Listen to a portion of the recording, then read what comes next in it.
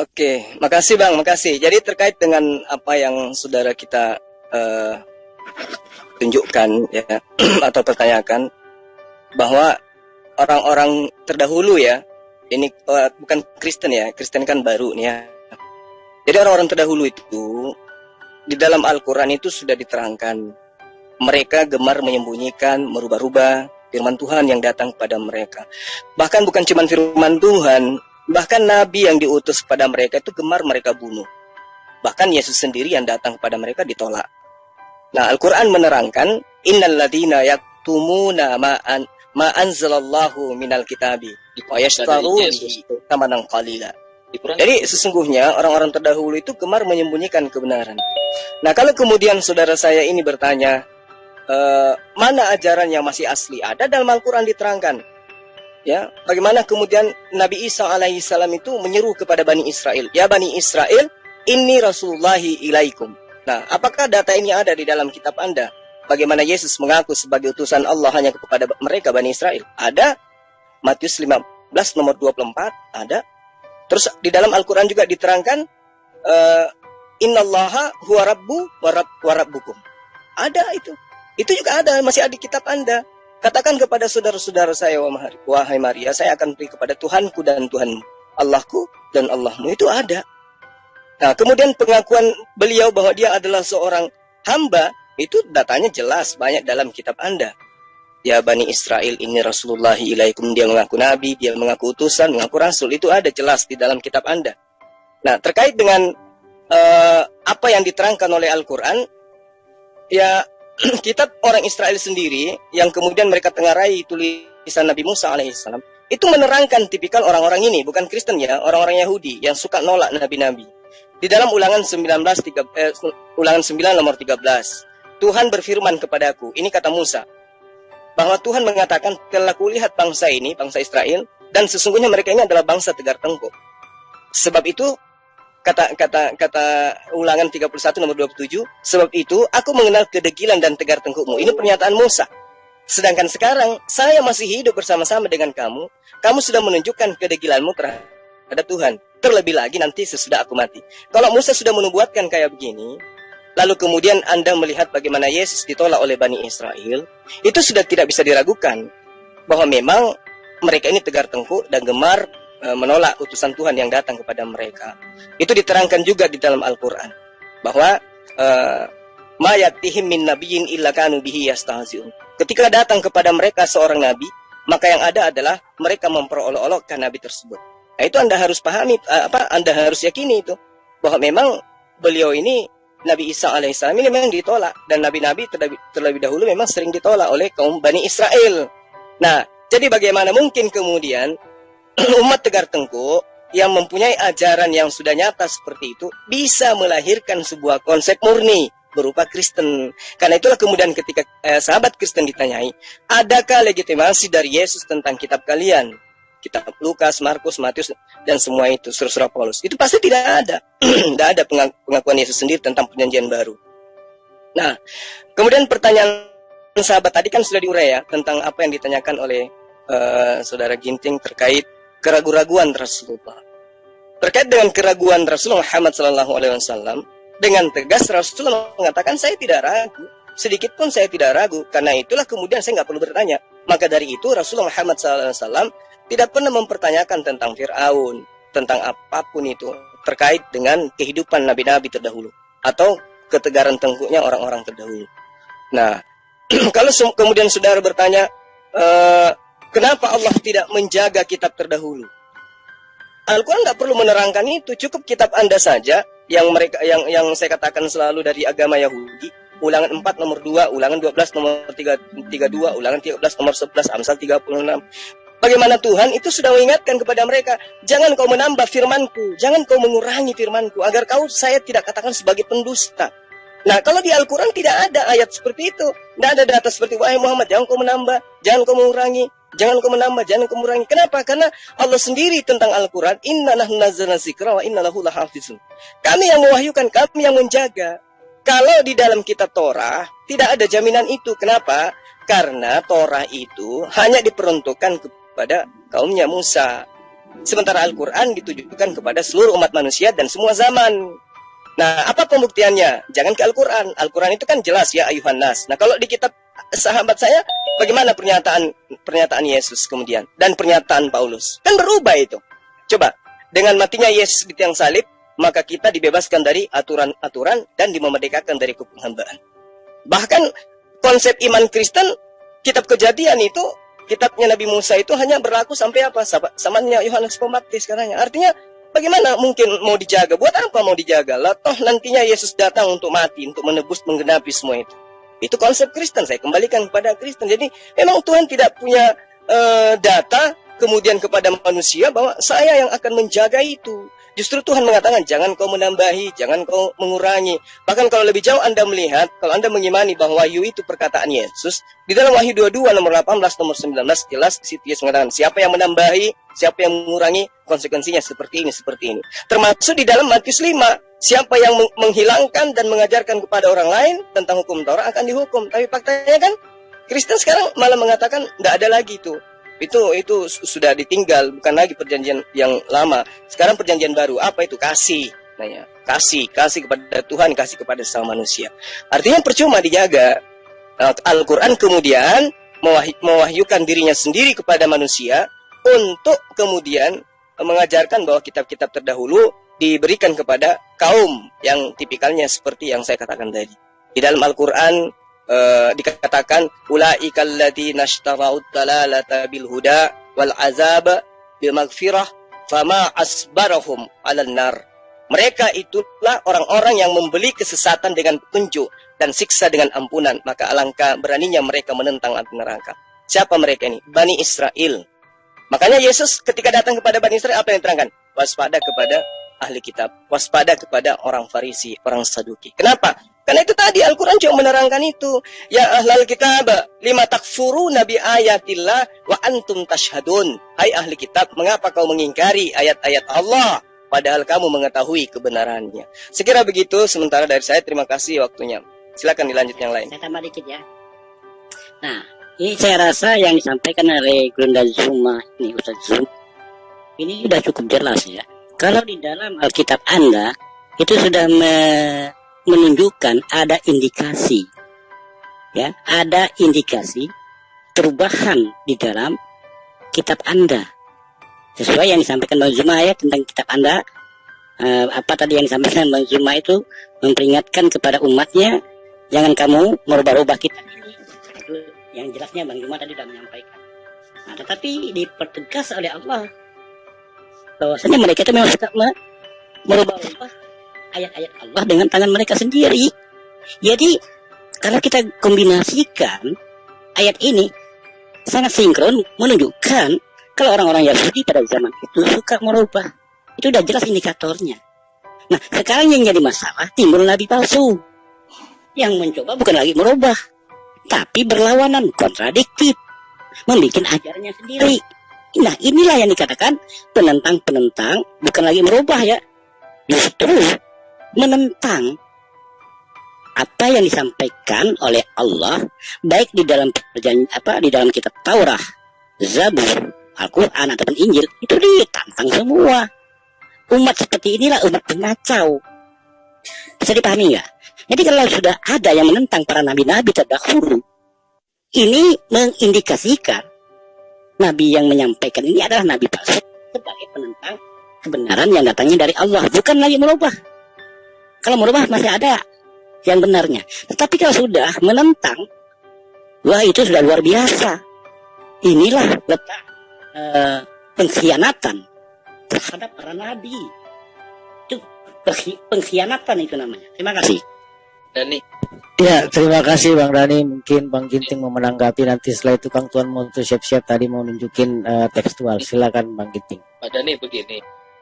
Tadi kan Bapak bilang nih, Allah pernah berikan kitab sebelumnya. Dia nggak mau jaga nih. Kenapa Pak? Ya, karena yang namanya Sang Pencipta alam semesta pasti punya tujuan. Cuman tujuannya kan kita sebagai manusia yang zahir ini, yang awam ini, tidak mengetahui maksud dan tujuan Allah. Kan kita kan nggak ada diberitahu tujuannya. Tetapi hikmahnya apa? Dengan adanya perbedaan yang Allah ciptakan kepada manusia, supaya manusia berpikir mana yang terbaik yang dapat menjadi, yang menggunakan akalnya, yang menggunakan pikirannya untuk mengetahui kebenaran itu. Kalau tidak ada, misal, ya ini contoh aja ya, ilustrasi sebagai orang ilmuwan, kita itu bisa mengetahui putih kalau ada hitam. Coba Anda renungkan itu. Kita bisa mengetahui warna putih ini karena ada warna hitam. Coba kalau tidak ada warna hitam, warna putih semuanya, di mana kita akan mengetahui ada warna hitam? Coba Anda renungkan itu. Pak Dhani, ini agak lucu sebenarnya sih. Kenapa Allah pernah memberikan kitab? Ya cukup banyak lah kalau begitu ya. Ada beberapa kan. Oke, saya paham maksudnya. Saya paham maksud Anda. Kenapa enggak begini ya? Saya paham maksud Anda. Sebentar, gini, saya sudah tangkap. Jadi, jangan dipotong dulu, Pak. Anda menjelaskan. Saya sudah nanti Bapak salah tangkap nanti gitu loh. Oke, saya udah tangkap. Kenapa? Begini, Pak. Begitu. Begini, Biar, Pak. selesaikan dulu, Pak. Biar, Pak. Gini, saya kasih ilustrasi deh. Saya nggak mau nyinggung juga begini ya. Saya biasa begini, Pak. Saya masak nih. Saya belajar masak ya. Habis itu saya coba nih, ya bikin donat saya, Pak. Saya bikin donat pertama nih. Waduh, keto ini bentuknya masih kurang sempurna nih. Nah udah, buang yang satu nih. Tak bikin lagi donat yang kedua, Pak. Kan begitu. Wah, ini udah mantap nih, tapi kayaknya masih kurang ini. Tak bikin lagi yang ketiga, Pak. Nah, kira-kira begitu, Pak. Kenapa bisa begitu ya? Makanya tadi dibilang, sebentar, Pak. Makanya dibilang tadi, yang kitab yang pertama atau yang sebelumnya, dia nggak mau jaga nih. Nah, jadi nyambung jadinya gitu loh, Pak. Berarti yang pertama atau yang sebelum Quran ini berarti nggak sempurna dong, kan begitu. Ini ada uji coba atau gimana? Silakan, Pak. Oke, terima kasih. Saya nangkap sekali. Makanya Allah menciptakan perbedaan itu ya. Coba Anda pelan-pelan memahaminya. Sesuai dengan ayat Al-Quran di dalam surah Al-Mulk yang mengatakan lihat luwakum ayyukum ahsanu amala. Jadi Allah itu ingin menguji manusia. Sekali lagi, ingin menguji manusia. Mana yang menggunakan akal pikirannya, mana yang tidak. Mana yang menggunakan ilmu pengetahuannya untuk mencari kebenaran dari Allah itu atau tidak. Kita sebagai manusia, sebagai orang yang punya peradaban yang selalu meningkat, tanpa ada perbedaan yang Allah ciptakan, nggak mungkin manusia ini bisa peradabannya meningkat. Itu secara keilmuan itu sudah membuktikan konflik itu bisa meningkatkan peradaban manusia, meningkatkan pola pikir manusia. Kalau tidak ada perbedaan, kita nggak bisa maju-maju. Contoh simple sekali di muka bumi ini. Kita lihat orang primitif yang tidak ada perbedaan di kalangan mereka. Ya begitu terus. Coba Anda renungkan itu. Makanya Allah katakan Iqra, baca di lingkungan kamu. Iqra. Itu ayat yang pertama kali. Baca, benar tidak? Itu yang Anda renungkan. Kenapa Allah ciptakan perbedaan itu? Supaya kita bisa berpikir. Supaya kita hidup ini punya pilihan. Kamu mau milih yang mana? Mau milih yang kanan atau milih yang kiri? Allah berikan kebebasan kepada manusia. Kalau kamu memilih yang kanan, larinya ke surga. Mau milih yang kiri, lari ke neraka, silakan Anda pilih. Makanya di dalam Islam tidak ada ikrah hafidin, tidak ada paksaan di dalam agama, tidak boleh. Itu pilihan Anda. Kan begitu. Bisa dipahami nggak maksudnya? Kalau nggak paham, mungkin yang rumah lebih pas sekali untuk menjelaskan narasinya. Kalau saya mungkin kurang pas ya, karena mungkin ada kekurangan saya di dalam berdialog. Enggak, Pak Dhani pas, mumtaz, masya Allah. Barakallah Pak Dhani. Tinggal earphone-nya Pak Dhani itu aja timbul tenggelam, Aku dengerin dari tadi loh. Oke, boleh saya tambahkan, Dinda? Guru Nagas, silakan. Oke, jadi terima kasih ya, Saudara Dhani, Anda bertanya begitu baik. Jadi begini, Al-Quran menerangkan, Bismillahirrahmanirrahim, walakad bawwana bani Israel mbawa asidqin wa razaqnahum minat thayyibah. Jadi Allah menerangkan begini.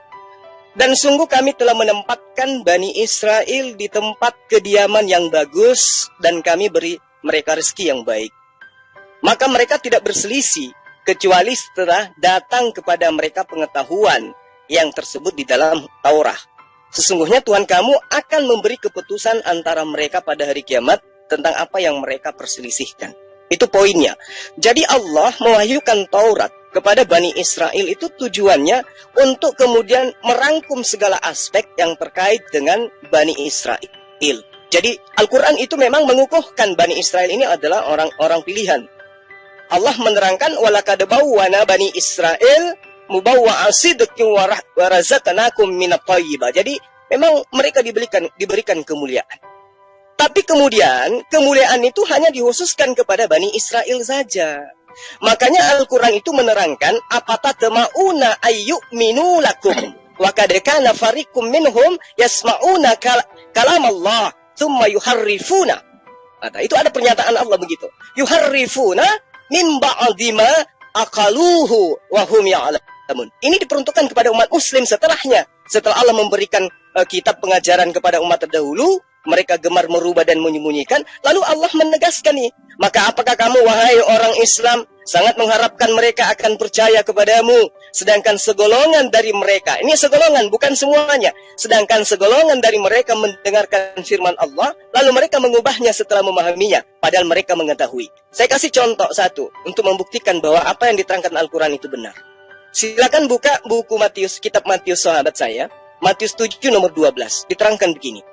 Segala sesuatu yang kamu kehendaki supaya orang berbuat baik kepadamu, perbuatlah demikian juga kepada mereka. Itulah isi seluruh hukum Taurat dan kitab para nabi. Saya ulang. Segala sesuatu yang kamu kehendaki supaya orang berbuat baik kepadamu, perbuatlah demikian supaya mereka itu kepada mereka. Itulah isi seluruh hukum Taurat. Itulah isi seluruh hukum Taurat dan kitab para nabi. Sekarang kita cari deh. Ada enggak di kitab para nabi milik Yahudi atau di Torah miliknya orang Yahudi yang menerangkan data ini? Segala sesuatu yang kamu kehendaki supaya orang berbuat baik kepadamu, berbuat baiklah demikian agar kepada mereka juga. Ada nggak di dalam Torah? Ada nggak di kitab para nabi? Sampai kuda bisa sikat gigi sendiri, Anda tidak akan menemukan itu. Tapi ditemukan di mana? Ditemukannya justru di Lukas. Lukas 6 nomor 31. Dan sebagaimana kamu kehendaki supaya orang berbuat kepadamu, perbuat juga demikian kepada mereka. Bukan di kitab para nabi, bukan di kitab Torah, tapi di Lukas. Ini pembuktian sangat sederhana. Belum lagi kalau kita masuk di dalam data-data yang lain, Matius 7 misalnya. Di situ Matius 7 nomor 12 dikatakan bahwa ada hal yang ada di dalam kitab Torah dan kitab para nabi. Tetapi tidak ada tertulis di kitab Torah. Yang ada hanya tertulis di Lukas. Lukas 6 nomor 31. Nah, Markus 1 nomor 2 katanya tertulis di kitab Nabi Yesaya. Begitu dibuka kitab Nabi Yesaya, tidak tertulis di kitab Yesaya. Adanya tertulis di Maliaki 3 nomor 1. Inilah bukti yang diterangkan oleh Al-Quran. Afatatma'una ayyu'minu lakum wa qad kana fariqum minhum yasma'una kalamallahu thumma yuharrifun min ba'di ma aqaluhu wa huwa ya'lamun.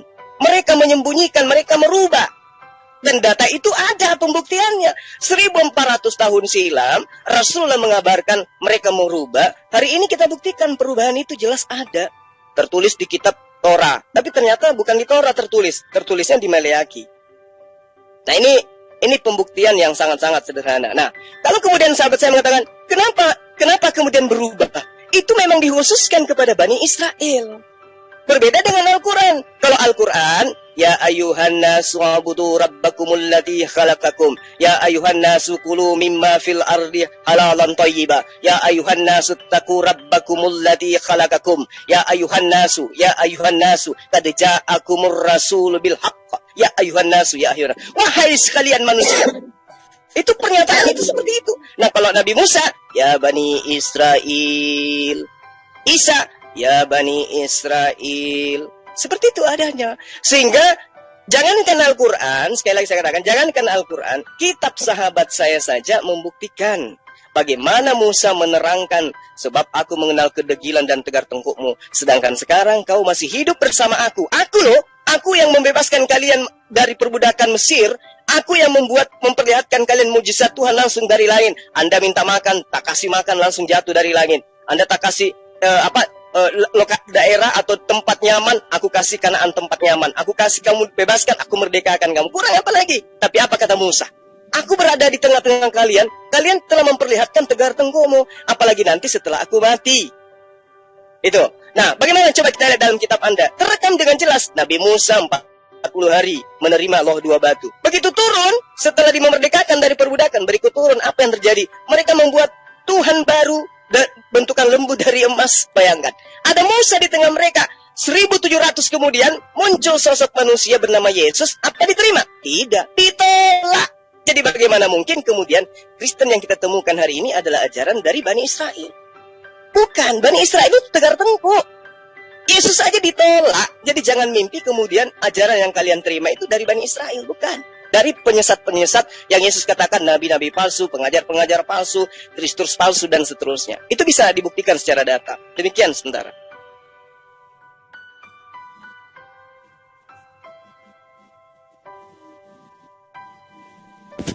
Kang Slayer mana tadi? Mana gintingnya nih? Gintingnya hilang. Aduh. Gak kuat dia, gak kuat mendengarkan kebenaran. Ini Injili langsung aja pendengar Budiman, ikhwah. Ya, Assalamualaikum. Pendengar Budiman tuh. Iya. Lanjut. Waalaikumsalam. Assalamualaikum. Waalaikumsalam. Tuan Moto belum Waalaikumsalam sempat. warahmatullahi wabarakatuh. Silakan Bang Tuan Moto untuk tausiahnya. Ya, Bang. Lanjut. Enggak apa-apa. Terima kasih Bang Juma. Ya, dilanjut aja yang tadi Bang Tuan Moto yang tadi itu kentang udah sempat share screen.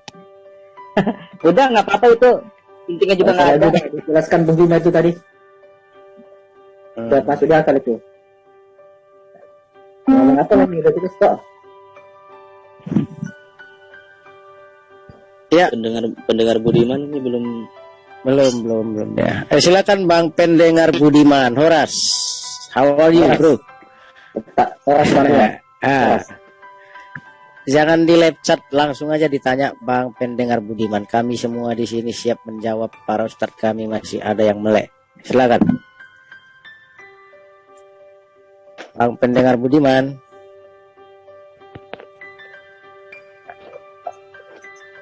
Bang pendengar Budiman. Kalau nggak ada pendengar Budiman ya penglihat Budiman lah. Munirnya ada aja Bang Munir. Akimoto, lanjut aja yang tadi nggak apa-apa. Iya, betul. Ya, ini apa ya? Tausiah kita di sini kan tidak hanya ditujukan kepada lawan dialog, tapi kepada ikhwah yang di live komen juga dan juga yang di majelis Zoom. Padahal lanjut. Ya kan Ginting mau siap-siap jadi mualaf. Ya, silakan Bang Tuan Moto, silakan Bang Tuan Moto. Kami nyimak. Tadi sebenarnya saya pengen nunjukin yang banyak perubahan di dalam biblosnya mereka sih itu sebenarnya. Tapi karena yang menanyakan sudah nggak ada ya nggak apa-apa sih. Tapi kalau memang itu sebenarnya sih tadi ada yang menarik sih waktu saya di pas bagian terangkan itu kan sudah sempat saya kasih itu ya, cuman nggak enak ya saya ngomong karena memang bukan bagian saya gitu, Pak Ali Musa kalau nggak salah. Sebenarnya saya juga udah ngasih apa ya, ngasih marking ya, ngasih tanda di teksnya, cuma mungkin itu beda bahasan gitu. Dan memang kalau dilihat secara perubahan ya ada sih, misalnya yang tadi aja lah simple, yang di Yohanan 19 ayat berapa ya, ayat 14 ini kan, di sini kan hari itu ialah persiapan Paskah. Kira-kira jam 12 kata Pilatus kepada orang-orang Yahudi itu. Kalau dilihat di dalam tekstus reseptusnya, di sini kan ende paraskeun to pascha ura de di sini usei ekte. Nah, kata ekte ini kan sebenarnya ini tuh bukan yang ke-12, tapi ekte ini tuh pasti sebentar jam 12. Kira-kira Kang Gawanya saya mau saya lihat dulu karena udah malam. Oh iya, Ya semuanya. Assalamualaikum warahmatullahi wabarakatuh. Waalaikumsalam. Pak Tani, waalaikumsalam warahmatullahi wabarakatuh. Saya lanjutkan sebentar. Ini kata ekte ini ya pasti akan berbeda, bukannya jam 12 karena kita lihat karena King James Version juga perujukannya lebih banyak ke TR atau Textus Receptus ya pasti akan berbeda. Di sini kan udah kelihatan banget bedanya. 1, 2. Apa namanya di sini jam di LI itu jam 12, di King James-nya jam 9 ya. Nah, itu dia. Dan Hidangga bilang sih itu jam 12 waktu Indonesia. Tadi dan itu waktu Israel ya. Ya itu sih sebenarnya terserah sih. Cuman ada sebenarnya satu yang menariknya juga kalau dilihat di Yeskia. Bentar, Yeskia. Yes. Yeskia, mana ya? Yes. 9 ayat 46. Nah, ini sering bukan sering ya. Mungkin ada sebagian Kristen itu menarasikan atau membangun premis dia tuh bilang penyaliban itu sudah dibuatkan atau salibnya sendiri sudah dibuatkan di perjanjian lama. Contoh 9 ayat 6. Di sini orang-orang tua, teruna-teruna dan darah-darah, anak-anak kecil dan perempuan-perempuan bunuh dan musnahkan. Tetapi semua orang yang ditandai dengan huruf T. Ada huruf T. Jangan singgung dan mulailah dari tempat kudusku. Lalu mereka mulai dengan tua-tua yang berada di hadapan bait suci. Sebenarnya kalau dilihat di dalam King James pun nggak ada huruf Latin, huruf T itu. Di sini akan kita temuin. Tapi kenapa ini bisa muncul? Di sini nggak ada. Kalau kalau kita lihat mau di Septuaginta juga nggak bakal ada. Huruf Latin T nggak ada. Sorry.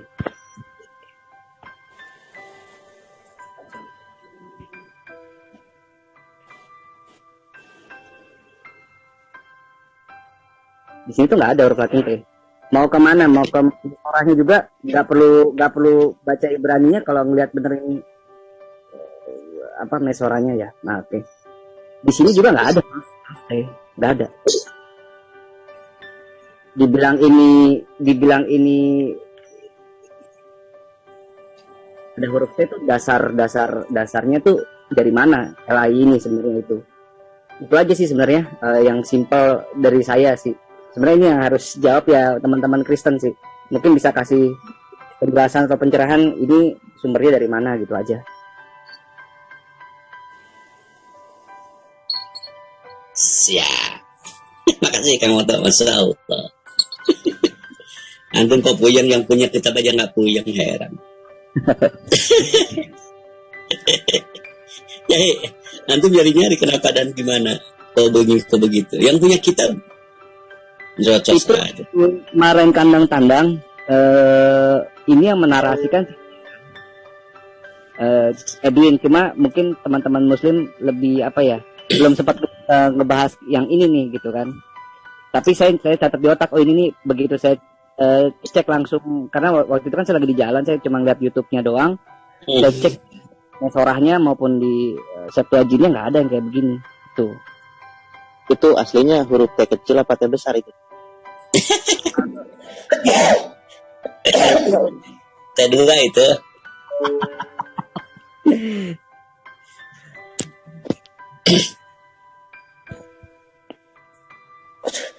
Ini siapa, pendengar Budiman atau siapa namanya ya? Udah nggak ada, Kabur dia, nggak mau speak up. Ya, yang siapa tadi? Yang namanya siapa tuh? Yang membahas. Budiman. Iya, kalau Deliar itu anak itu harus diterapi loh, itu kasihan kalau kesasar terus. ODGJ dia. Ya, karena menurut bahasa Ibrani, kalau dalam kitab Ibrani, ya pere itu tidak seperti yang dipahamkan oleh misionaris kepada mereka si Kristen ini, nggak kayak begitu.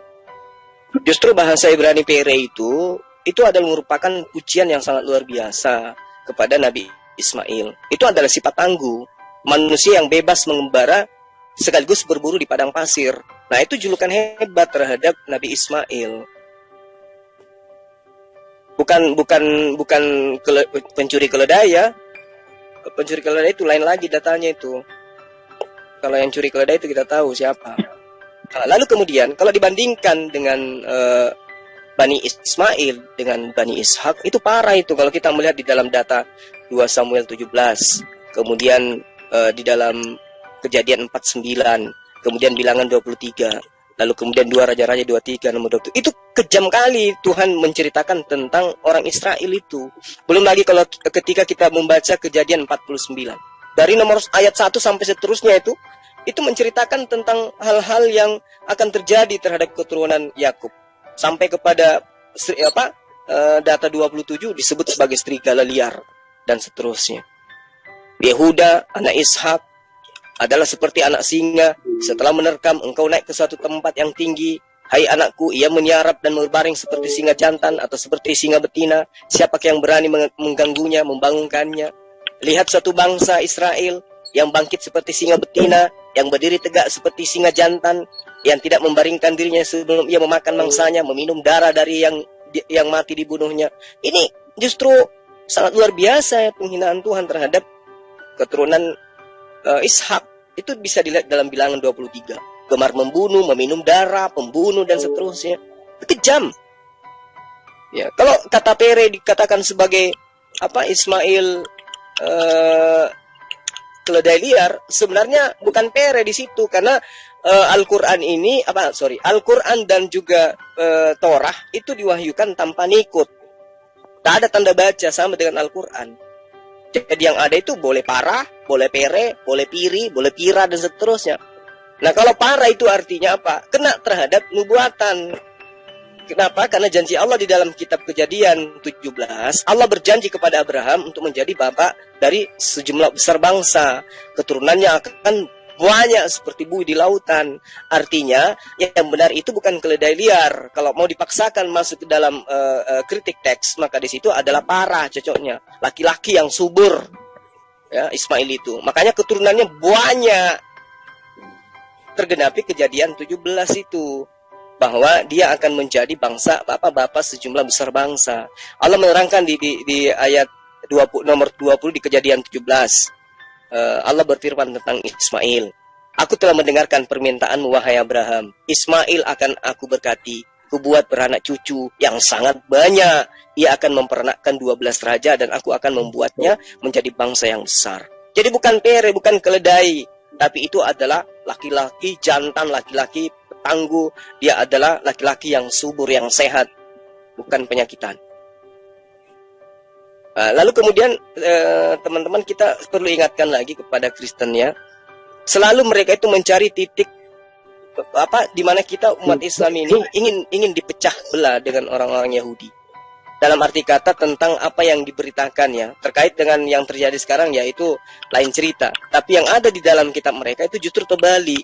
Bagaimana kemudian Nabi Ismail dan juga adiknya Ishak menguburkan orang tuanya bersama-sama, hidup berdampingan mereka. Bagaimana kemudian, saya sudah ceritakan kepada Dinda Kores, bagaimana kemudian Abraham justru hidup bersama dengan Hagar dan juga Ismail.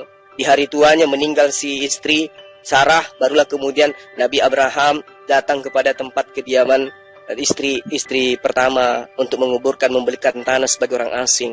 Itu sudah tamat kita itu cerita-cerita begitu. Jadi si pembawa kabar tadi itu mau diterapi anak itu, jangan dibiarkan liar. Justru dia yang kayaknya kelihatan ayam liar. Harus dipahamkan itu tentang kitabnya Bani Israel. Orang Yahudi saja, praktisi Yahudi yang ada di negara kita ini di Indonesia, itu tidak pernah menghujat Nabi Ismail karena mereka tahu Nabi Ismail itu adalah anak daripada Nabi Ibrahim, Nabi Abraham. Mereka sangat menghargai itu. Hanya misionarislah yang kemudian menanamkan konsep bahwa Ismail itu sebagai keledai liar. Padahal bukan keledai liar, itu adalah laki-laki tangguh, laki-laki subur. Kenapa dikatakan parah? Karena ya dia laki-laki subur. Ya memang dijanjikan kepada Abraham, keturunannya akan menjadi beranak cucu yang banyak. Bukan impoten, kayak ada yang mengaku 100% manusia, tapi kok enggak nikah, usia sudah 33 tahun. Malah laki-laki yang bersandar di dadanya ke dia. Saya kira begitu sahabat, mohon maaf kalau saya menimpali ya, sekedar untuk nambahkan aja sedikit. Silakan dilanjut yang lain.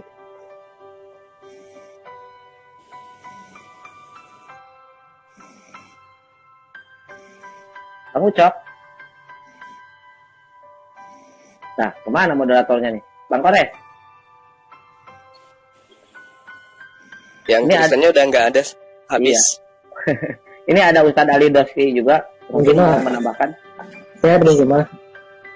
Alhamdulillah sehat, akhi. Antum gimana, sehat kan? Alhamdulillah. Alhamdulillah. Sudah bertanya bagaimana masalah ini? Ya. Assalamualaikum untuk teman-teman. Waalaikumsalam. Masalah ini apa ya? Ya udah lengkap banget tadi udah dijelaskan sama Ustadz Zuma. Ini saya kan ini silaturahmi aja lah, ngobrol-ngobrol. Ya. Hima kaca ini teman-teman. Silakan. Gimana Ahi? Masalah kata nubuatan dari Nabi Musa ya, yang diklaim orang Kristen. Yang masalah ini adalah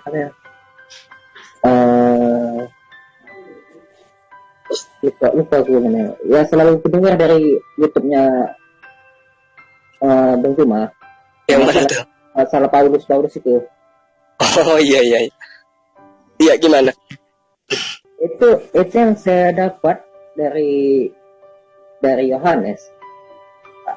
Yohanes 13 dan ayat 6 itu bisa diklaim Yohanes berapa? Yohanes berapa, Bang? Yohanes 3 ayat 6 itu perkataan Paulus juga saya dengar. Saya teliti. Tidak ada perkataan Yesus atau Al-Masih.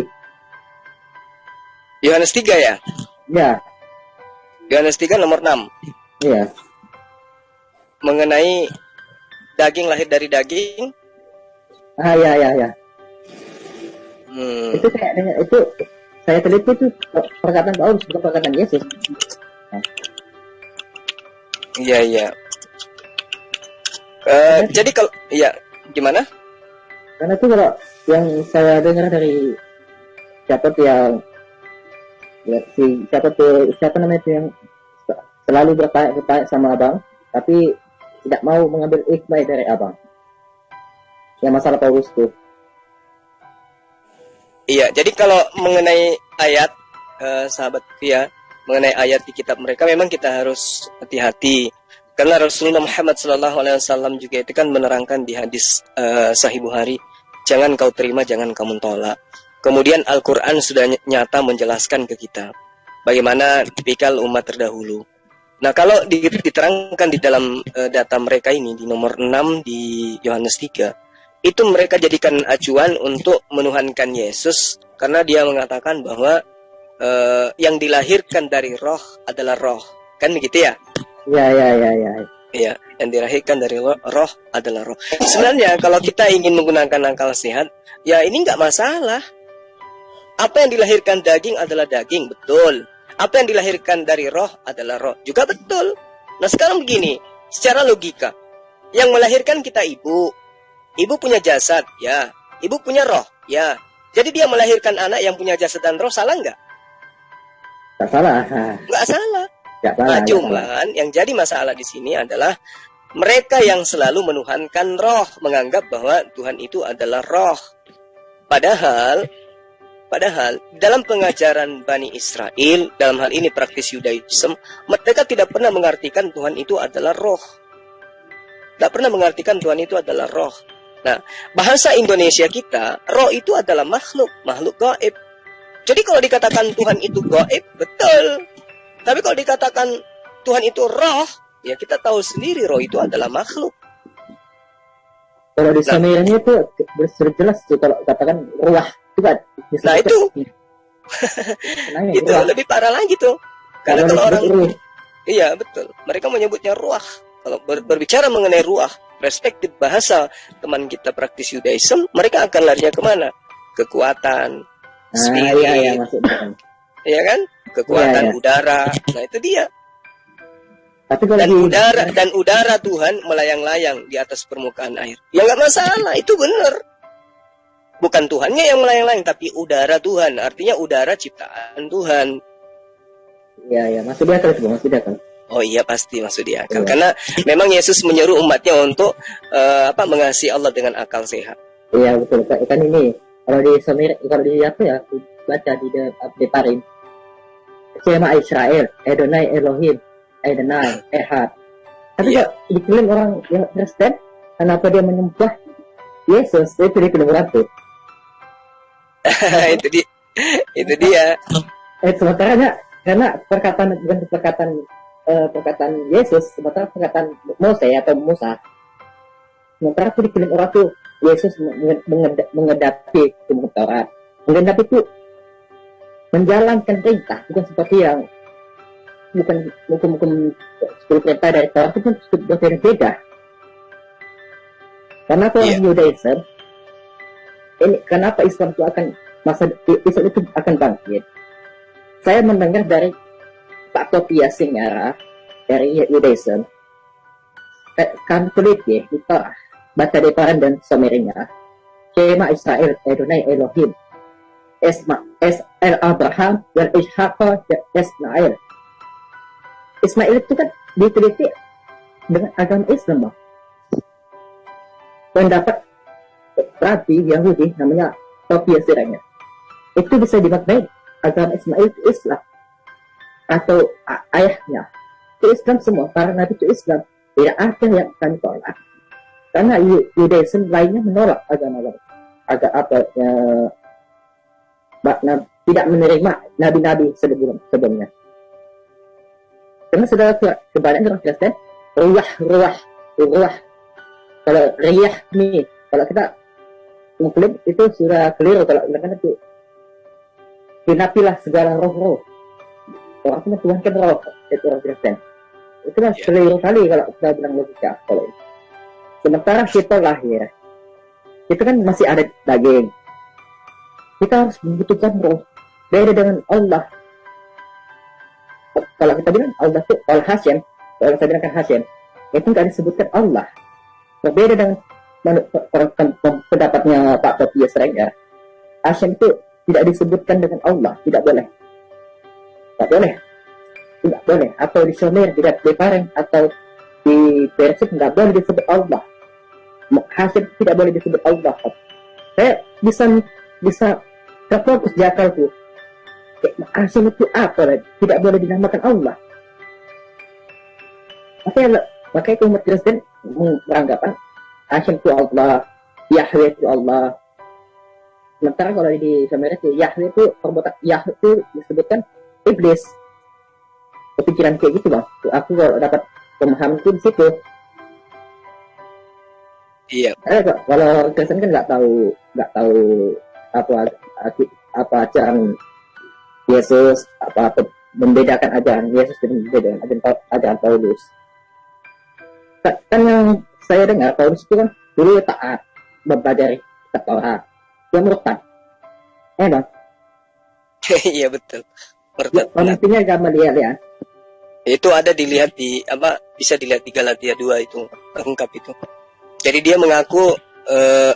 dia mengaku diutus untuk non Yahudi, diutus kepada orang-orang yang berkulub kata dia. Sementara Petrus diutus untuk orang-orang yang tidak berkulub. Berarti Paulus dengan sendirinya mengaku sebagai utusan untuk orang Kristen, orang-orang non Yahudi gitu. Itu ada di data Galatia 2 nomor 7 sampai nomor 8. Galatia 2 nomor 7 ya? Iya, buka aja di Galatia 2. Di situ sangat jelas bagaimana kemudian dia ribut dengan Petrus. Petrus untuk Yahudi, kata dia, saya untuk orang berkulub. Kalau orang berkulub kan non Yahudi. Bisa kita pelajari Galatia 2 mulai data pertama sampai nomor 14. Oh iya. Situ pertentangannya situ sudah sangat jelas tuh, bahwa Paulus memang mengaku diutus untuk orang-orang yang tidak bersunat. Tidak bersunat berarti kan berkulub, ya kan? Ya. Nah, itu pengakuan Paulus sendiri. Makanya aku selalu kali dengar abang berdiskusi tentang kayak gitu, tapi tidak mau menerima kebenaran dalam kitab mereka. Ya, kenapa tidak mau menerima kebenaran? Karena memang sudah dinubuatkan oleh Yesus sendiri berdasarkan kitab mereka di dalam Matius 23 nomor 15 itu, Bang. Celakalah kamu, hai ahli Taurat. Siapa yang dimaksud ahli Taurat ini? Di sini tidak pernah dikatakan celakalah kamu, wahai orang Arab. Gak pernah diterangkan. Celakalah kamu, hai orang ahli Taurat, hai orang Farisi, hai orang munafik, sebab kamu mengarungi lautan, menjelajahi daratan, untuk mentobatkan seorang saja untuk masuk menjadi penganut ajaran agamamu, dan sesudah mereka bertobat, kamu menjadikan mereka itu orang neraka, penghuni neraka maksudnya, yang 2 kali lebih jahat daripada kamu sendiri. Jadi orang yang diajarkan nantinya oleh orang Farisi dan ahli Torah yang kemudian mengaku sebagai pengikutnya memang 2 kali lebih jahat daripada ahli Taurat itu sendiri. Kalau ahli Taurat itu kejahatannya apa? Hanya menolak kenabian Yesus. Tapi kalau yang satu ini, ya selain menolak kenabian Yesus, juga mengangkat Yesus itu menjadi Tuhan. Jadi 2 kali lebih jahat dari ahli Taurat. Nah ini nubuatan, Matius 23 nomor 15. Siapa yang menggenapi itu? Siapa yang mengarungi lautan? Coba kita lihat bagaimana surah-surah Paulus. Bagaimana kemudian Paulus itu menjelajahi Antioquia, semenanjung Antioquia dan seterusnya. Dia berlayar kemana-mana. Lalu kemudian menjelajahi daratan. Siapa yang menjelajahi daratan kemana-mana mengajarkan tentang surah-surahnya? Ya Paulus, the gang. Makanya sampai kepada Antioquia, sampai kepada perkampungan-perkampungan orang yang masih menggunakan bahasa Yunani. Gitu. Orang-orang Roma, di sanalah Paulus itu keliling. Ini nubuatan. Celakalah kamu hai ahli Taurat dan orang Farisi, hai orang-orang munafik, sebab kau mengarungi lautan dan menjelajahi daratan untuk mengajak orang bertaubat dan masuk menjadi pengikut agamamu, dan setelah mereka bertaubat, kamu menjadikan dia ahli neraka atau orang neraka atau penghuni neraka yang 2 kali lebih jahat daripada kamu sendiri. Siapa mereka ini? Siapa yang mengaku sebagai orang yang menerima pengajaran dari ahli Taurat, orang Farisi? Islamkah? Atau Kristenkah? Atau Hindukah? Atau Buddhakah? Nah, silakan teman-teman Kristen kalau mendengarkan itu, pikirkan itu. Iya, betul itu Bang. Betul. Iya. Katanya waktu, tapi kalau keluar tuh Bang, publik. Kalau di dalam, di akal sehatku, waktu menggenapi segala dosa atas dosa waris. Itu kalau kita buka di Kejadian 2 ayat 9 itu tidak ada dikatakan berdosa terhadap ini kan dipilih orang tuh sampai ke Nabi Adam dan Hawa. Itulah digunakan Paulus. Makanya Paulus itu berdusta, mengambilnya ke figurannya. Kalau kita buka Galatia itu, maksudnya Galatia 2 dan seterusnya ayat 6 itu dan seterusnya. Makanya Ratu mengambil Kejadian 2 ayat 9 itu, Allah balik dan menciptakan engkau Adam dan Hawa dan ular. Itu yang menebus dosa waris. Itu nggak masuk di akal. Ini loh. Sedangkan Hawa dan Adam diturunkan ke dunia, bukan diusir. Cara pandang kalau logika itu, karena justru orang Kristen itu bisa menimbulkan pengampunan terhadap Tuhan Yesus. Ya sementara yang dituhankan bukan Yesus dalam film pemikiran itu. Kalau saya belajar di Kristen atau di Katolik itu saya pelajari justru orang itu tidak tahu apa yang dimaksudnya di dalam di Kejadian 2 dan ayat 9 itu. Tapi aku tidak mikir. Kalau saya bilang pikir dulu, baca dulu Bible-mu, kalau mikir. Makanya kalau orang Islam, kalau macam Bang Juma, itu luar kepala, kalau saya bilang. Kenapa? Sampai Galatia dan seterusnya menguraikan dengan kitab-kitab itu. Justru Al-Quran, ya dikali kita bulan Rasul dan lil mutakin, akan sempurnalah kitab-kitab sebelum engkau, ya Rasulullah. Sudah jelas. Kenapa orang itu tidak mengambil hikmah di dalam Al-Quran? Al-Quran itu tidak boleh dikurangin atau ditambahkan. Karena Al-Quran itu sudah jelas. Makanya kalau yang saya katakan, bahwa Islamlah yang dikontrol bagi orang yang berakal. Iya. Agama yang sempurna itu kan Islam. Sebelum ada alat sistem itu tetap Islam. Kalau kita buka di Kejadian 2 itu ayat 9 itu sudah jelas Allah Al-Khaliq. Kalau kita teliti Al-Khaliq itu disebutkan agama Islam. Karena kalau aku baca dari apa di kitab sana, orang itu meneliti manusia Al-Quran itu sudah jelas Al-Khaliq. Allah Al-Khaliq, agama Allah itu Islam. sebelum alam semesta diciptakan. Contohnya, ini bicara logik aja. Manusia tercipta dari apa? Nabi Adam tercipta dari apa? Ya tanya, kalau kita, ini sebagai najis dan kotor. Antara sperma dan telur atau okum, itulah kita. Apakah Yesus itu Yesus yang menurut Bunda Maria dan dilahirkan dia? Apa itu anaknya? Bukan. Tidak masuk di akal. Karena Allah Subhanahu Wa Taala memasukkan roh di dalam rahim seorang ibu. Kenapa kita tidak disebutkan Tuhan? Kenapa manusia tidak disebutkan Tuhan? Kalau itu Allah itu roh, sementara Allah itu tidak disebutkan Allah. Allah menciptakan roh. Allah itu tidak roh. Makanya orang Kristen nggak bisa menjawab satu pertanyaan itu. Waktu yang saya jumpa dengan ini Bu nih nggak bisa jawab ya. Iya betul. Makanya aku kasihan aku bang sama siapa ini.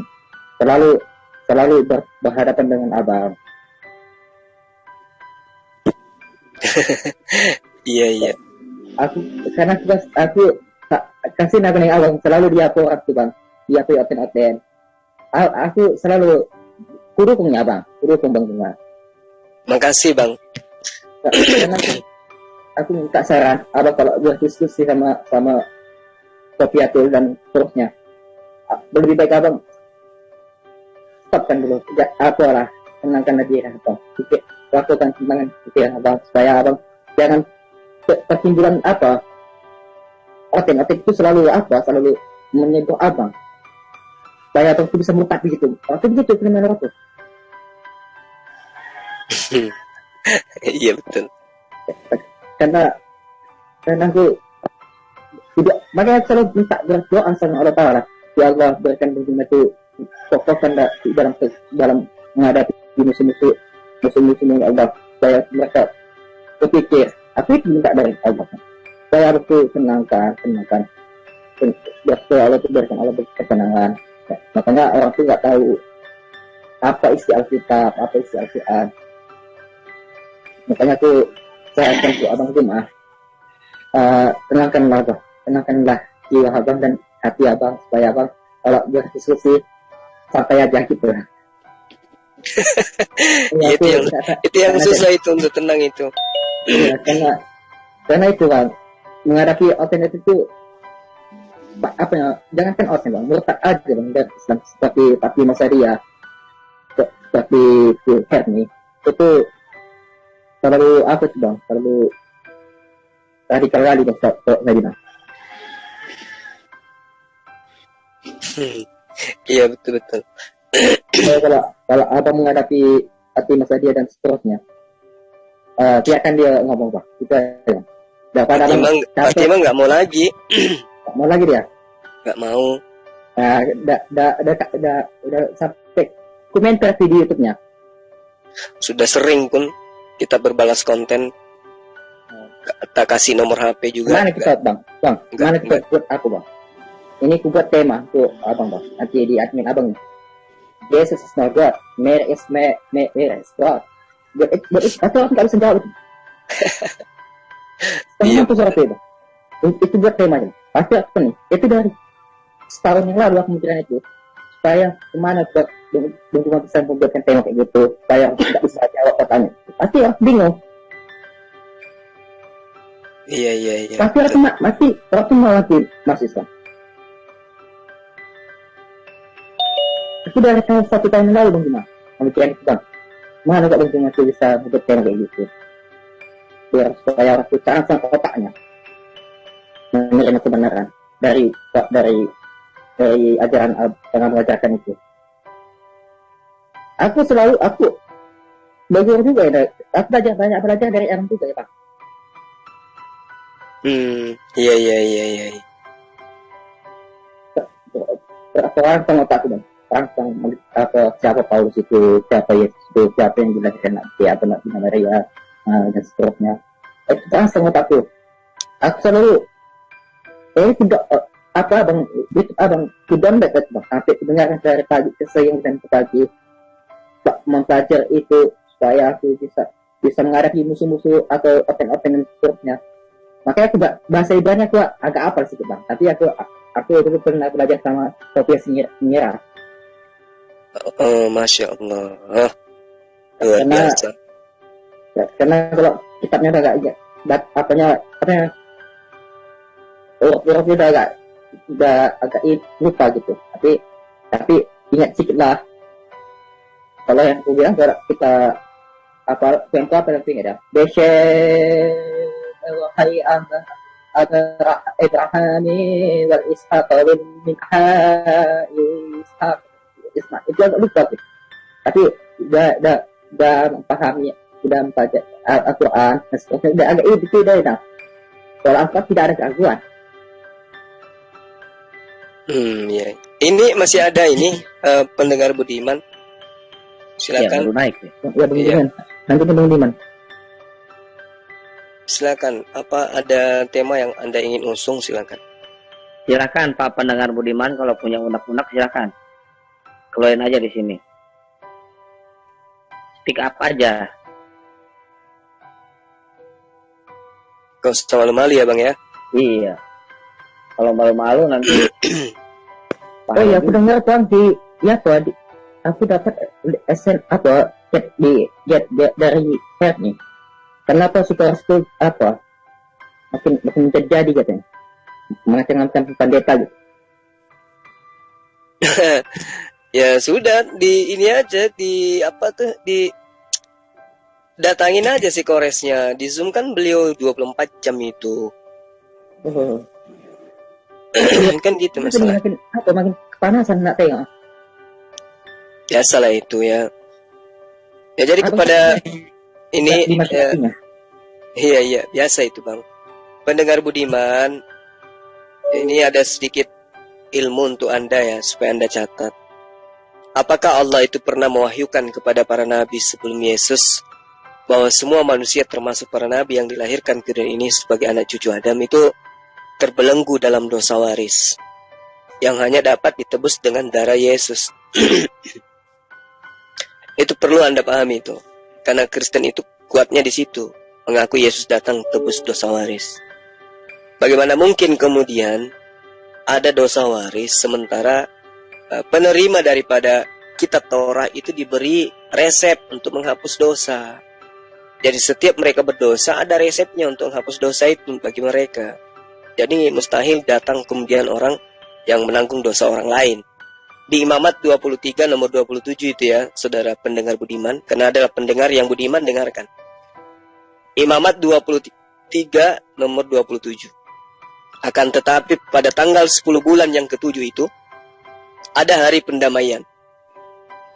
Itu hari pendamaian itu artinya pendamaian itu hari penebusan, hari penghapusan, hari pendamaian antara Tuhan dengan Bani Israel. Kamu harus mengadakan pertemuan kudus dan harus merendahkan diri dengan berpuasa dan mempersembahkan korban api-apian kepada Tuhan. Itu. Jadi untuk mendamaikan Tuhan dengan Bani Israel itu pada tanggal 10 bulan yang ketujuh itu adalah hari pendamaian bagi Bani Israel. Jadi tidak ada itu konsep di Bani Israel Tuhan datang, nuzul, dibunuh, atau menghapus dosa manusia, tidak ada. Itu pendengar budiman harus catat baik-baik itu. Lalu kemudian di dalam Imamat 7 nomor 26, 27, Yesus itu tidak mungkin kemudian, Bang Erwin, ya, tidak mungkin kemudian mengajarkan kepada murid-muridnya maupun kepada umatnya bahwa Allah telah menobatkannya sebagai juru selamat dan bahwa darahnya akan dibayarkan oleh Allah kepada oknum sebagai tebusan dosa manusia. Jadi kalau Yesus itu adalah guru, ya, Yesus adalah pembimbing bagi Bani Israel, ya, dia malah mengajarkan hukum Taurat kepada murid-muridnya maupun kepada umatnya. Kenapa Yesus disebut guru? Karena dia mengajarkan Taurat. Nah, di antara ajaran tersebut, ya, antara ajaran Yesus kepada Bani Israel yaitu Torah, itu ada ayat atau data pengajaran yang Yesus ajarkan mengharamkan darah sebagai minuman yang harus dijadikan sebagai alat untuk mentobatkan manusia. Jadi Yesus itu tidak pernah mengajarkan kepada murid-muridnya atau mengkhotbahkan kepada muridnya umat Israel bahwa dirinya telah dinobatkan sebagai juru selamat manusia. Dalam hal ini darahnya. Nggak ada itu. Boleh Anda lihat di dalam Imamat 7 yang saya maksud. Demikianlah juga janganlah kamu memakan darah apapun di segala tempat kediamanmu. Baik darah burung-burung ataupun darah hewan. Setiap orang yang memakan darah apapun, nyawa orang itu harus dilenyapkan dari antara bangsanya. Jadi tidak ada yang mengajarkan memakan darah, minum darah. Sementara Kristen mengajarkan memakan dagingnya Yesus, memakan darahnya Yesus. Itu parah itu. Itu bertentangan sekali itu dengan pengajaran Yesus kepada Bani Israel. Ketika Yesus mengajarkan kitabnya Nabi Musa kepada umatnya. Yaitu pendengar budiman ya. Yang harus Anda pahami ya. Bahwa Tuhan itu tidak pernah kemudian datang ke muka bumi menjadi makhluk, kemudian dibunuh oleh makhluk untuk menebus kalian dosa-dosa kalian. Enak kali kalian. Nyunat aja kagak, masa mau diselamatkan. Nah, lalu kemudian saudara menulis lagi nih ceritanya. Satu saja untuk Zulkifli, jangan merendahkan Tuhanmu sendiri dengan cara meragukan. Ini dia, meragukan Alkitab. Bahwa Alkitab sudah tidak benar dengan cara tidak langsung kamu mengatakan bahwa Tuhanmu itu gak bisa menjaga firman-Nya sendiri, yaitu Alkitab. Apakah pantas Tuhanmu menjadi Tuhan, sedangkan Tuhanmu tidak bisa menjaga kita? Ya tanyakan kepada Tuhanmu. Tanyakan kepada Tuhanmu jika kamu kemudian mengimani Tuhannya Bani Israel. Ayo, tanyakan kepada Tuhanmu, mengapa dia tidak mampu menjaga umat Israel itu supaya tidak tegar tengkuk. Itu loh. Di dalam Ulangan 9 nomor 6, Keluaran 34 nomor 9, Keluaran 33 nomor 5, Keluaran 33 nomor 3. Bagaimana kemudian Tuhan itu menceritakan Bani Israel itu adalah bangsa tegar tengkuk. Tapi tetap aja dikasih kitab. Tetap aja dibebaskan dari perbudakan. Tapi apa yang terjadi? Yang membebaskannya, yaitu Musa. Apa yang dia katakan? Di dalam Ulangan 31 nomor 27. Sebab aku mengenal kedegilanmu, tegar tengkukmu. Sedangkan sekarang selagi aku hidup sama kamu, kamu sudah menunjukkan kedegilanmu terhadap Tuhan. Terlebih lagi nanti sesudah aku mati. Lalu setelah itu apa yang dilakukan oleh Musa? Ya, memanggil imam-imam, kemudian menuliskan Torah agar tidak dirubah. Tapi faktanya dirubah. Kamu mau lihat buktinya? Kalau kitab itu dirubah. Kamu punya Bible nggak? Saya tunjukkan ilmu samamu bahwa kitab Torah itu memang sudah dirubah-rubah. Mau enggak kamu ilmu gratis ini? Coba kamu buka di kitab 1 MKB 1. Apa yang diterangkan di kitabmu itu? Ya. Bagaimana kemudian diterangkan bahwa kitab Torah itu ketika ditemukan itu dibakar, dimusnahkan. Baca di kitab Anda kalau Anda masih mengimani kitab itu. Coba kita lihat. Ya. Bagaimana kemudian orang-orang yang ada pada zaman itu membumi hanguskan kitab-kitab Torah. Dibakar, disobek. Baca di dalam kitab 1 Makabe 1 nomor 56 dan seterusnya. Kitab-kitab Taurat yang ditemukan disobek-sobek dan dibakar habis. Dan jika pada salah seorang di antara mereka terdapat kitab perjanjian atau kitab jika seseorang terpaut pada hukum Torah, maka orang itu dibunuh oleh pengadilan raja. Jadi bagaimana mungkin kemudian yang kau kitabkan sekarang itu kitab Taurat? Bukan kitab Taurat yang kau pegang sekarang itu, wahai pendengar budiman. 1 Makabe 1 nomor 56 nomor 57. Ya. Kitab-kitab Taurat yang ditemukan disobek-sobek dan dibakar habis. Nomor 57, jika pada salah seorang terdapat kitab perjanjian atau kitab seorang yang terpaut pada hukum, jika terdapat seseorang yang terpaut pada hukum Torah, maka dihukum mati. Jadi kau itu mendengarkan tentang Israel, tentang Yesus, tentang kitab-kitab terdahulu itu dari mana? Dari pengajaran yang tidak berasal daripada pengajarannya nabi-nabi, orang-orang Bani Israel. Ya. Maaf Gurunda, tadi saya ada yang gak paham dikit. Iya. Tuhan didamaikan dengan Bani Israel. Tuhan macam apa ini harus didamaikan dengan manusia? Coba penjelasannya, Bang. Iya. Jadi Bani Israel kan itu kan dikenal dengan ketegaran tengkuk. Mereka adalah pembangkang. Nah, Tuhan memberikan ya perlakuan spesial kepada Bani Israel. Meskipun mereka itu tegar tengkuk, Tuhan selalu saja mengirim nabi kepada Bani Israel. Selalu saja memberikan pengampunan kepada Bani Israel. Selalu saja mendamaikan antara kemurkaannya kepada Bani Israel. Allah itu suka marah terhadap Bani Israel.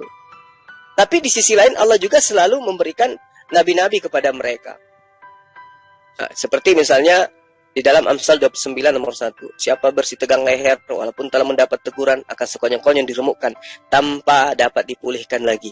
Itu nyata, itu di kitabnya Nabi Daud itu diterangkan kayak begitu. Dengarlah aku hai orang-orang congkak, hai orang-orang yang jauh dari kebenaran. Yesaya 46 nomor 29. Jadi mereka ini memang dikatakan sebagai tegar tengkuk. Yesaya 48 nomor 4. Oleh karena aku tahu bahwa engkau tegar tengkuk, keras kepala dan berkepala batu. Siapa mereka? Bani Israel. Yeremia 7 nomor 26. Tetapi mereka tidak mau mendengarkan kepadaku dan tidak mau memberi perhatian. Bahkan mereka menegarkan tengkuknya, berbuat lebih jahat daripada nenek moyang mereka. Siapa? Bani Israel. Tapi Tuhan selalu saja memberikan pengajaran, mengirimkan nabi. Yeskil 2 nomor 4. Pada keturunan inilah yang keras kepala ini, yang tegar hati ini, aku mengutus engkau. Dan kau katakan kepada mereka, beginilah firman Tuhan Allah. Sudah dikenal, ya, keras kepala, tegar tengkuk, ya, tegar hati. Diutus lagi Nabi. Hosea 4 nomor 16. Sebab Israel degil seperti lembu yang degil. Masakan sekarang Tuhan menggembalakan mereka seperti domba di tanah lapang. Itu nyata itu. Mereka gemar membunuh Nabi dan seterusnya dan seterusnya. Nah, kemudian meski demikian, Tuhan senantiasa memberikan cara pengampunan kepada mereka. Seperti di Imamat 7 nomor 26, nomor 27 yang saya katakan tadi. Demikian juga, janganlah kamu memakan darah apapun di segala tempat kediamanmu. Ya, itu pelarangan kepada mereka untuk makan itu. Makanya, Yesus ketika datang, menjelaskan kepada mereka apa? Tetapi jikalau engkau ingin masuk ke dalam hidup, turutilah segala perintah Allah. Matius 19 nomor 17. Berarti kalau gitu Tuhan gak punya harga diri dong bang, ngemis-ngemis pengen disembah sama manusia kalau gitu. Bukan nggak punya harga diri. Bukan nggak punya harga diri itu maksudnya. Tetapi Tuhan memang mengenal ketegaran tengkuk daripada Bani Israel, umat yang terlebih dahulu Tuhan menyatakan diri kepadanya. Tapi karena kasih sayangnya Allah kemudian Allah memberikan kepada mereka jalan. Sembahlah aku. Makanya diterangkan jangan ada ilah lain di hadapanku. Harus hanya kepada dia saja orang itu harus menyembah. Kenapa? Ya untuk kemudian orang itu mendapatkan upah. Karena Tuhan akan membalas manusia berdasarkan atas perbuatan manusia itu. Nah, sebelum Tuhan membalas, kan Tuhan sudah mengajarkan untuk selamat caranya itu kayak begini. Makanya Yesus itu ketika datang dia mengajarkan dirinya menyembah, bukan disembah. Karena ajaran yang benar itu ya menyembah hanya kepada Tuhan. Ya meski di dalam 2 Raja-Raja 2 Raja-Raja 17:36 dan juga Yesaya 6:23 mengatakan bahwa semua manusia itu harus menyembah kepadaku. Bukan berarti Tuhan itu gila sembah dalam arti kata pemahaman kita sebagai manusia, tetapi Tuhan memang minta mengajarkan kepada manusia agar manusia itu ya menghambakan diri kepada dirinya, mengakui bahwa dialah pencipta langit dan bumi. Iya betul, berarti Tuhan Yesus minta didamaikan karena pengen disembah gitu ya, menurut Paulus itu. Yesus tidak pernah mengajarkan untuk disembah. Nah, cuman kemudian memang oknum yang setelah datang yang ditengarai ahli kitab, orang Farisi, ya dari Benyamin, itu yang kemudian mengajarkan bahwa Yesus itu adalah Tuhan. Sehingga segala macam pengajaran yang kemudian ajarkan Paulus ini agar manusia itu bisa menuhankan Yesus ini. Karena Yesus inilah yang kemudian mendamaikan antara manusia dengan Tuhan. Ya, kabur lagi pendengar budimannya udah dipancing-pancing. Keluar lagi dia. Iya. Udah dipancing-pancing suruh speak up, kabur lagi. Jadi memang dikatakan di Imamat 23 itu ya, ada hari pendamaian antara Tuhan dengan Bani Israel. Nah, kalau Paulus lain lagi dia, itu kita bisa lihat di Efesus 1 nomor 7, Galatia 3 nomor 13. Sebab di dalam dia dan oleh darahnya kita peroleh penebusan, yaitu pengampunan dosa.